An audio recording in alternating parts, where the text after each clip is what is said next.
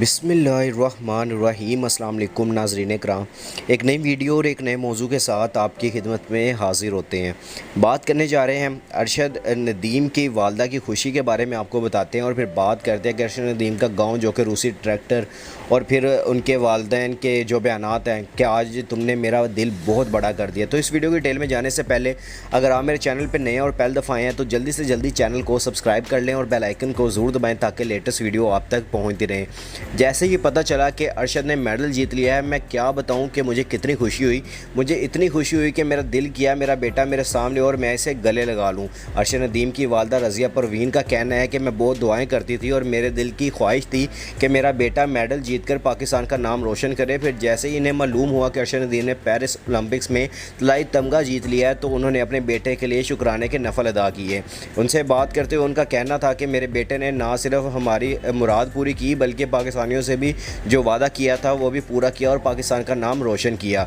उनकी वालदा ने बताया कि आज सुबह फ़ोन पर अरशद को कहा है कि अरशद मैं तुमसे बहुत खुश हूँ, तुमने मेरा दिल आज बहुत बड़ा कर दिया है। उन्होंने बताया कि अरशद ने फ़ोन कॉल पर इन्हें कहा कि माँ आपने मेरे लिए बहुत दुआएं की और आपकी दुआओं से अल्लाह ने मुझे कामयाब किया है। गुज़श्ता रात पाकिस्तान के अरशद नदीम ने पेरिस ओलंपिक्स में मर्दों के जेवलिन थ्रो के मुकाबलों में 92.97 मीटर फासले पर नेज़ा फेंक कर नया ओलंपिक रिकॉर्ड कायम करते हुए तलाई तमगा हासिल किया है और इस मुकाबले में इंडिया के नीरज चोपड़ा ने चांदी का तमगा जीता है। अरशद नदीम का ताल्लुक मियाँ चन्नो के नवाही गांव चक नंबर 101 एल से है।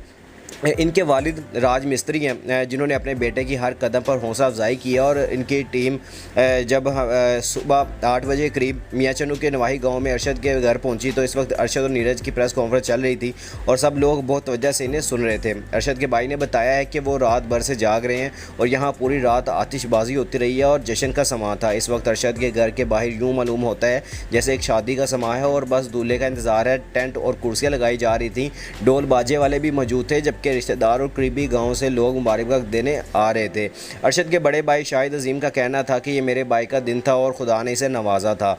इस सवाल के जवाब में कि उनके ख्याल में अरशद का मुकाबला किसके साथ था तो शाहिद अजीम का कहना था कि अरशद नदीम का मुकाबला अरशद नदीम के साथ था क्योंकि जितने दीगर खिलाड़ी थे वो सभी अच्छे थे। मैंने अरशद से कहा था कि अगर 90 मीटर से ज़्यादा थ्रो करोगे तो मेडल आपका है और अगर थ्रो आपकी 90 से कम होगी तो मेडल किसी और का है। तो वो बताते हैं कि अरशद से जो इनकी बातचीत हुई और इनमें से अगर अरशद ने उन्हें बताया है कि वो उन 92 से भी ज़्यादा थ्रो कर सकते थे कि 92.97 मीटर पर जाकर नेज़ा लगा और वो इस पर खुश हैं। और अरशद नदीम को इस खेल में आगे जाने के लिए ज़रूरी वसाइल पर बहस कई सालों से जारी है और ताहाल इस हवाले से कोई हौसला अफजा खबर सामने नहीं आई। अरशद नदीम ने इस मुकाबले में जाने से कबल रवा बरस मार्च में बताया था कि इनके पास एक ही बैन अवी मेयार की जेवलिन है जो इस वक्त ख़राब हालत में है और दूसरी जानब इनके हरीफ इंडिया के नीरज चोपड़ा के लिए हुकूमत ने टोक्यो ओलंपिक से पहले 177 जेवलिन खरीदे थे। तो उन्होंने बताया था कि इस जेवलिन की कीमत 7 से 8 लाख के करीब है जिसके लिए कोशिशें की जा रही हैं। और वसाइल की कमी के हवाले से अरशद के बड़े भाई शाहिद अजीम का कहना था कि वसाइल नहीं है और हमें पता था कि अरशद को वसाइल की नहीं दुआओं की ज़रूरत है। शाहिद बताते हैं कि अरशद को हम गांव में रूसी ट्रैक्टर बुलाते हैं कि उन्होंने इसमें बहुत ताकत रखी है।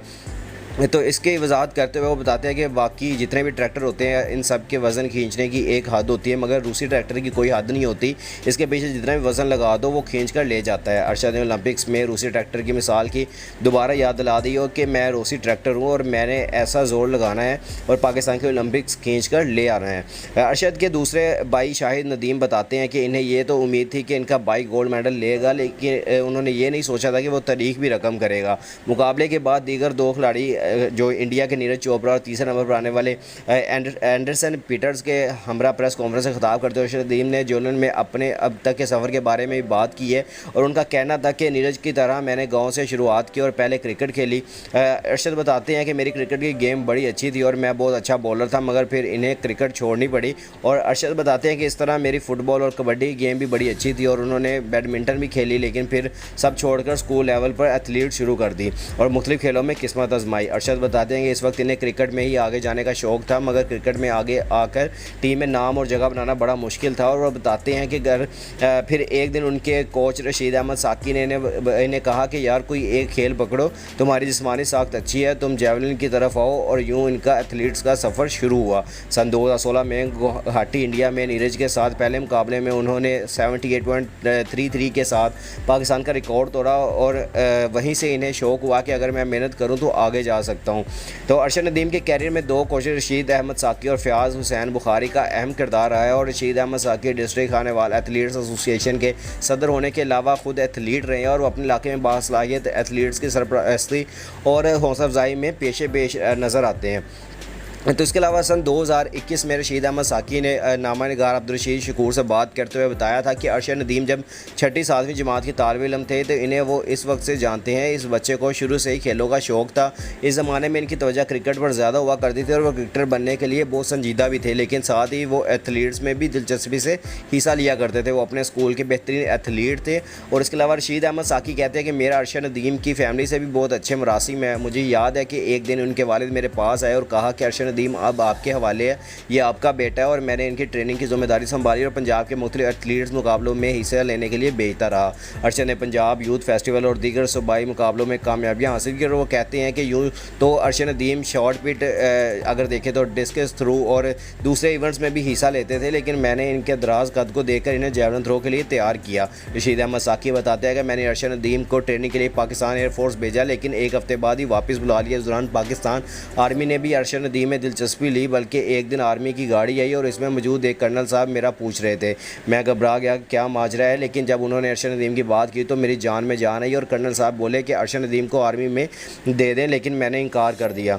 कर्नल साहब ने वजह पूछी तो मैंने बताया कि आप लोग इसकी ट्रेनिंग मिलिट्री अंदाज में करेंगे। बहरहाल इसके बाद मैंने अरशद नदीम को वापडा के ट्रायल्स में भेजा, जहाँ वो सिलेक्ट हो गए। अरशद नदीम शादीशुदा और उनके 2 बेटे और 1 बेटी है। और रशीद अहमद साकी ने बताया कि मैं अरशद नदीम को मजाकन कहता था कि ओलंपिक्स में शिरकत का ख्वाब पूरा हो जाए तो फिर शादी करना, लेकिन आपको पता ही है कि गांव में शादियां कम उम्री और जल्दी हो जाया करती हैं।